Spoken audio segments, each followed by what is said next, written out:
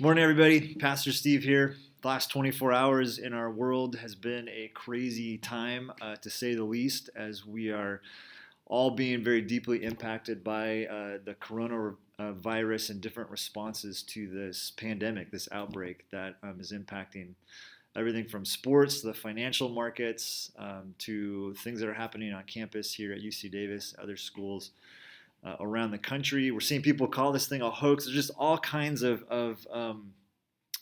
responses and fear and concern.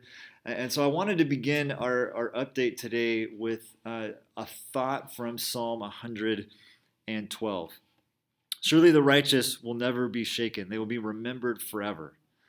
They will have no fear of bad news. Their hearts are steadfast, trusting in the Lord. Their hearts are secure. They will have no fear.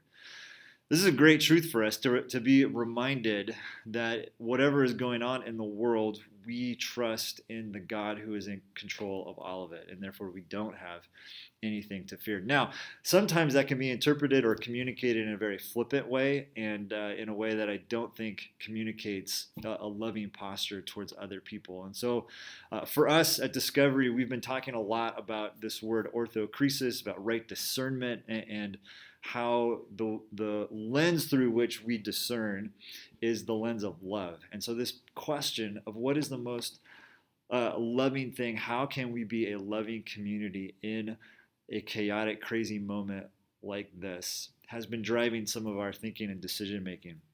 And in particular, drove the decision that we made yesterday morning to cancel our Sunday morning gathering coming up on March 15th.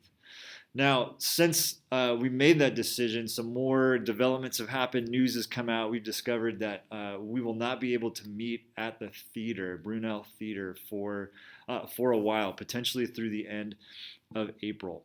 So what I wanted to do this morning was address a couple of things and then give you a couple of updates about what moving forward is going to look like as a community. So first of all, what I want to say is that while we love our gatherings, and while it is a bummer to find out that we will not be able to have them at the theater for as many as 7 weeks, this is an opportunity for us. And I think we are, again, very well suited for a moment like this because we've spent the last year and a half really working on this structure as a church that revolves around gatherings, but also around groups and generosity. We are not a church that is dependent on or tied into the gathering on Sunday morning being the main thing that we do.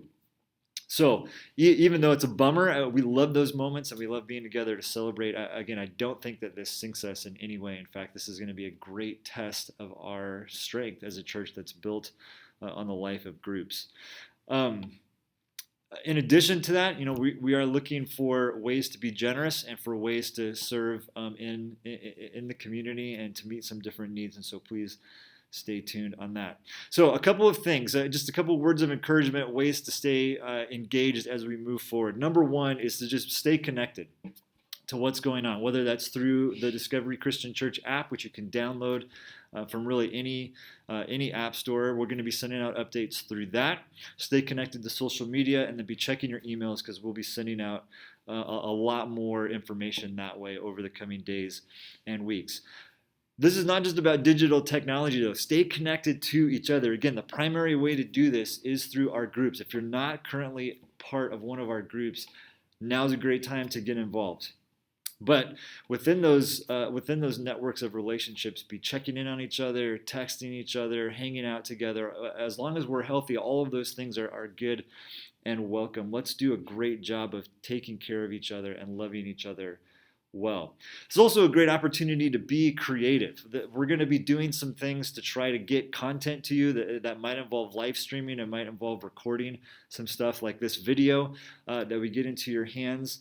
But within your families, within your groups, within your network of friends, this can be a great time to do some things differently and to explore different ways of being together and being the church, being good neighbors over the coming weeks. That might involve going out to eat, supporting local businesses, knocking on people's doors, serving folks who may be shut in.